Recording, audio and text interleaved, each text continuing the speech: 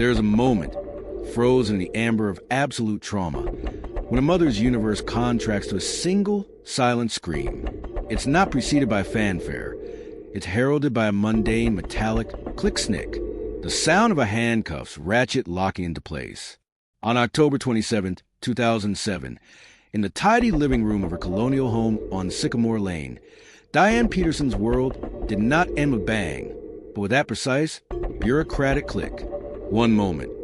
She was a responsible citizen, a good neighbor, her voice trembling with rightful outrage as she reported a prowler at the house next door, the house where a young girl had been slaughtered just weeks before.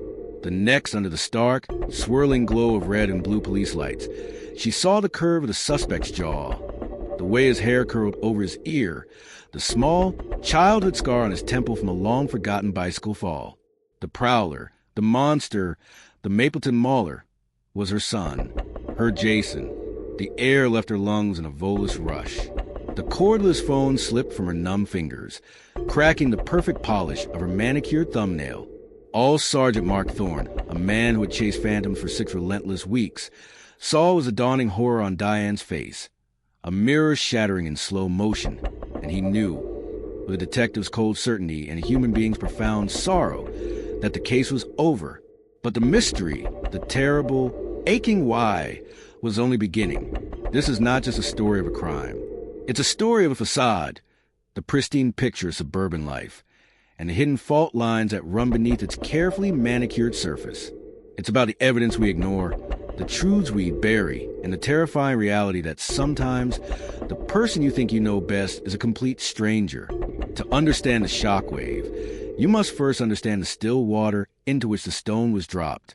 Mapleton, Ohio, in the early 2000s, was the epitome of American pastoral idealism. 20 miles from Columbus, it was a destination, not a pass-through. Its streets, named for trees and founding families, were canopied by ancient oaks that blazed fiery red and gold each fall. The houses were mostly colonials and Cape Cods, with tidy lawns, assertive sprinkler systems, and flags that appeared on federal holidays. Crime was a thing that happened on the evening news. Elsewhere, the most urgent police calls typically involved misplaced pets or noisy yard parties. The Peterson family, David, Diane, and their son Jason, were woven into the very fabric of this tapestry. David, 55, was a man who believed in systems. As a regional manager for Mid-Ohio Printing Supplies, his world was one of quotas, forecasts, and golf course deal-making. His home was his castle, and he maintained its ramparts with meticulous care. The grass was cut in precise diagonal stripes. The hedge height was uniformly 6 feet, and the Christmas lights went up the weekend after Thanksgiving without fail. Diane, 52, was the community's warm heart. A third-grade teacher at Maple Grove Elementary for over 20 years, she was the kind of educator parents requested. Her classroom was a haven of construction paper projects, gentle encouragement, and the subtle scent of paste and pencil shavings. She remembered every student's name, their favorite book, their anxieties. She was a neighbor who brought soup when you were ill, the organizer of the annual block party, the embodiment of nurturing grace. And then there was Jason, 19 years old. To the outside world, he was quiet, unassuming, a ghost in the vibrant portrait of his family. He had been an unremarkable student at Mapleton High, floating through with BS and CS, a member of the JV soccer team for one forgettable season before quitting. He had a few acquaintances, but no deep friendships. His social life, as far as anyone could tell, was digital, conducted from the glow of a computer screen in the finished basement he converted into his bedroom.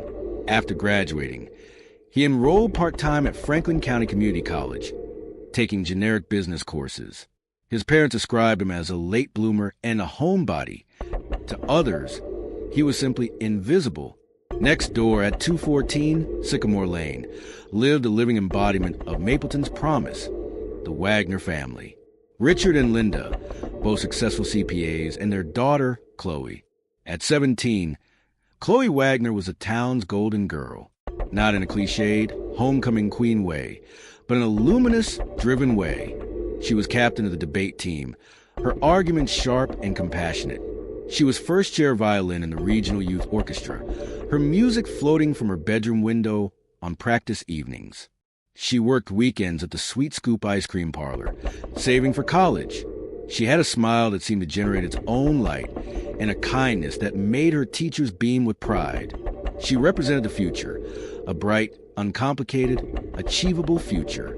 She was, in every way, the opposite of the shadowy figure in the basement next door. The autumn of 2007 was particularly beautiful in Mapleton.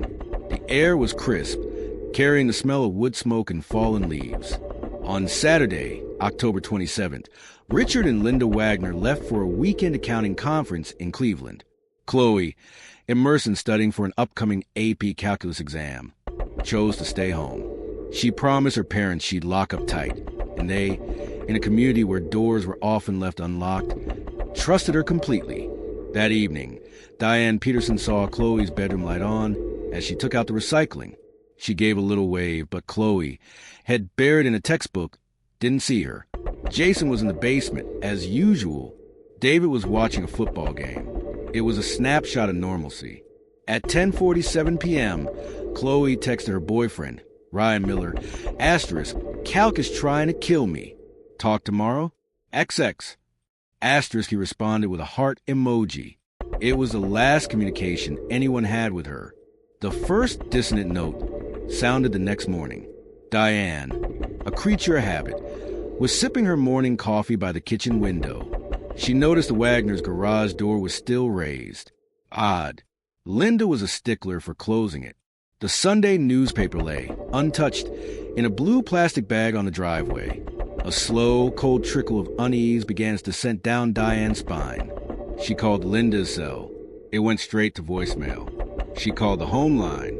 It rang and rang in the empty silence next door. Her teacher's instinct, a hyper-awareness of children's absences, kicked into overdrive. She pulled on a sweater and walked across the dewy lawn. She knocked firmly on the Wagner's front door. Nothing. She called out, "Chloe? Honey, it's Diane." The silence felt thick, heavy. She walked around back to the patio door. It was unlocked. "Chloe? Linda?" she called again, pushing the door open. The kitchen was spotless, sun streaming onto the polished granite. But the air was wrong. It was too still, and underneath the smell of cleaning products and yesterday's coffee was a faint, sweet metallic tang she couldn't place. Her eyes scanned the room. A chair was slightly askew, and there, on the beige carpet leading from the kitchen to the living room, was a single rust-colored smear, a footprint, small like a woman's. Logic screamed at her to run, to call 911. But a deeper, more primal pull, a terrifying cocktail of concern and curiosity, drew her forward. The door to the basement was ajar. Darkness yawned from below. The strange smell was stronger here, coppery and organic. Her hand found the light switch. She flicked it. Nothing. The bulb was out. Using the pale green glow from her digital watch, she took one step down, then another. The unfinished basement came into vague relief. The hum of the water heater, the shadowy forms of storage boxes, the ping-pong table covered with a tarp. Her breath hitched. There was a larger, dark shape on the concrete floor near the washing machine. It looked like a spilled bag of laundry detergent, but darker. It seemed to shimmer. Diane squinted, took another step down. The cloud of flies erupted with a sudden, violent buzz. They rose into shape in a black mist, and in that horrifying moment, her brain assembled the fragment her eyes refused to see. The pale, outstretched hand, the dark pool surrounding it, the flash of blonde hair matted with crimson. She didn't scream. A profound, paralyzing silence locked her vocal cords. She backed up the stairs one careful, terrible step at a time, never turning her back on the darkness. She closed the patio door. She walked across the lawn, now feeling miles wide. She entered her own home, where the smell of coffee and bacon still lingered. She picked up the kitchen phone, her fingers moving with automatic precision, and dialed the 3 numbers that would irrevocably end Mapleton's innocence. The Mapleton Police Department, more accustomed to issuing parking tickets and breaking up teen parties, was instantly overwhelmed. Sergeant Mark Thorne, a thick-set man with a weary face that had a razor-sharp mind, arrived as the first responder. He found Diane Peterson sitting ramrod straight at her kitchen table, hands wrapped around a cold cup of tea, her face a mask of shock. She spoke in flat, precise sentences. Thorne had seen that before. The brain's attempt to process the unprocessable by clinging to procedure. What he saw in the Wagner basement would stay with him forever.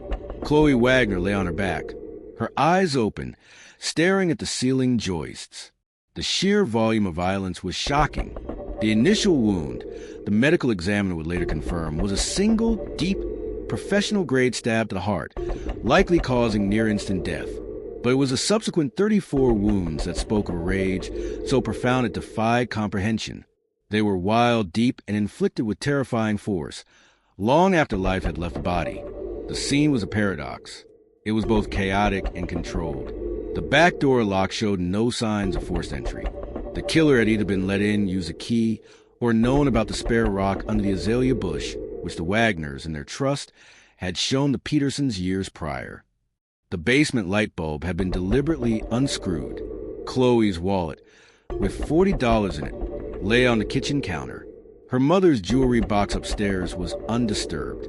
Only one thing was missing: the simple silver locket she wore every day, a childhood gift from her grandmother. It had been ripped from her neck, the chain broken. The footprint, a woman-sized 7.5 running shoe, was the only clear physical clue. No fingerprints. No foreign DNA under Chloe's nails. She hadn't had time to fight. The killer had worn gloves, been strong, and known exactly where to strike first. This was not a random act. It was intimate, personal, and fueled by a hatred that seemed to burn long after its object had expired. The media, smelling blood, descended. A tabloid reporter dubbed the unknown killer the Mapleton Mauler, a name that stuck, injecting a note of savage, predatory horror into the community's panic. Overnight, trust evaporated. Doors were locked, deadbolts thrown. Children were walked to bus stops. The quiet streets now felt like stage sets, with menace lurking in every shadow. Thorne's investigation was a classic funnel. He started wide. The boyfriend, Ryan Miller, was heartbroken, his alibi ironclad. Digital timestamps from an online game placing him in his home miles away. Chloe's friends were interviewed. They revealed no stalkers, no spurned crushes. She was by all accounts universally liked. Richard Wagner's finances were pristine, his personal life boringly clean. The focus turned, inevitably, to the neighborhood. The canvas brought forward the usual array of busybodies and the genuinely observant. Old Mr. Henderson, 3 doors down, was an insomniac. He reported seeing a dark-colored sedan, maybe blue, maybe black, idling near the mouth of Sycamore Lane around 11:30 p.m. He thought nothing of it at the time. A traffic camera at the intersection of Route 62 and Maple Avenue, a mile away, caught a blue Honda Civic blowing through a red light at 12:18 a.m. The plate was a blur. It was a thread, thin but tangible. Thorne's team began looking at connections to the community college. Chloe had visited once for a debate seminar. Jason Peterson was a student there. When detectives first interviewed Jason, he was in his basement room. He was polite but distant. His answers were monotone. He claimed he'd been home all night, playing an online role-playing game called Chronicles of Ethra. A preliminary check of his computer showed he was logged into the game from approximately 9 p.m. to 2 a.m. His parents confirmed he'd been home. Diane, still reeling from her discovery of the body, vouched for him emphatically. "He's a good boy," she said, her eyes pleading for something to still make sense. "He was right here. I would have heard." But Thorne was unsettled. In his experience, people reacted to violent death in their immediate proximity with some emotion: fear, curiosity, morbid fascination. Jason showed nothing. His flat, affectless gaze, his slight impatience with the questions, felt off. He was a null space in an emotionally charged room. Yet, the digital alibi seemed solid. And soon, a more compelling suspect emerged. A janitor at the community college, Carl Dobbs, was found to have a collection of true crime books and police manuals. He had a minor record, a drunk and disorderly from years back. He was awkward, a loner. The press, and consequently the public, latched onto him. For 2 weeks, The investigation fixated on Dobbs until forensics conclusively eliminated him.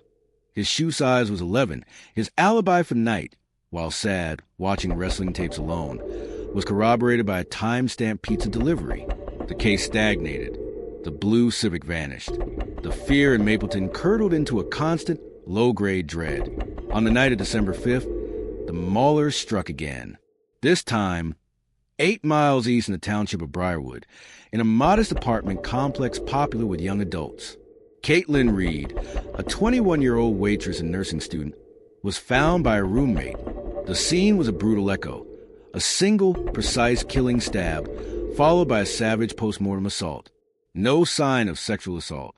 Her purse, her laptop, all untouched. But her favorite pair of silver hoop earrings, a gift from her mother, were gone. The connection was now undeniable. They were hunting a serial killer. The FBI's Behavioral Analysis Unit was called in. The profile they built was chilling. A white male, likely late teens to mid-20s, socially immature, with a deep-seated, pathological resentment towards women he perceived as superior, happy, or out of his league. He likely felt invisible, entitled, and wronged by the world. The overkill was undoing, a frenzied attempt to obliterate the source of his envy.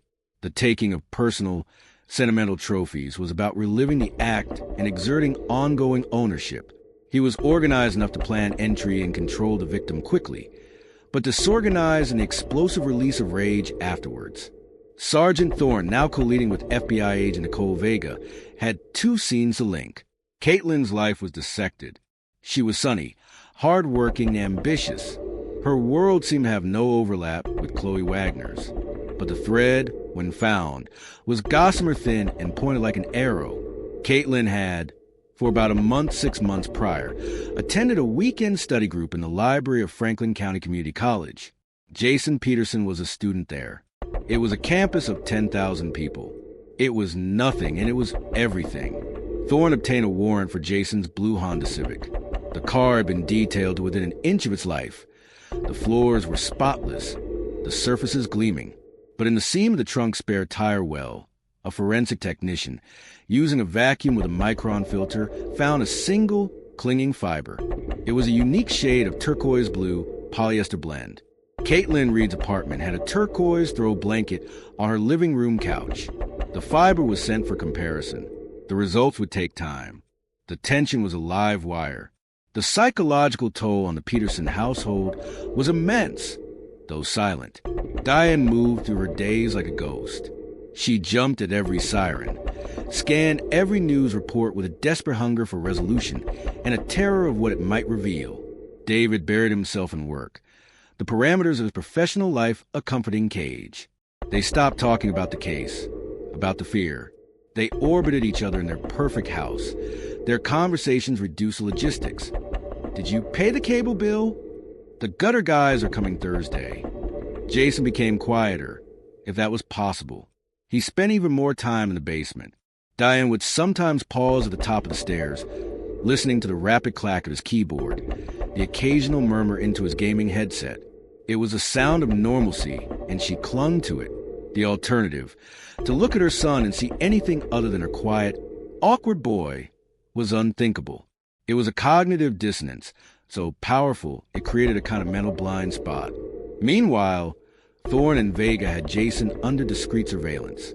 They saw him go to college, come home, go to a big box store, come home. He was a closed loop. They had no probable cause for a search of his room. Not yet. They needed. This is the haunting reality of the Mapleton Mauler case. A story where the monster wasn't a stranger in the shadows, but a quiet boy next door. It forces us to ask, how well do we ever really know the people closest to us? How many signs go unseen, buried beneath the surface of normalcy?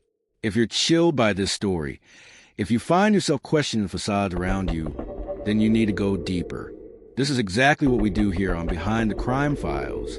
We don't just skim the headlines. We tear them open. We investigate the why behind the what. We walk the same psychological tightrope as the detectives, the families, and the killers themselves, exploring the fragile line between ordinary life and unimaginable crime.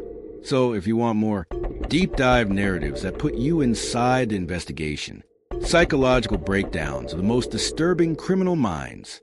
Analysis of the tiny cracks in the perfect facade that spiral into tragedy.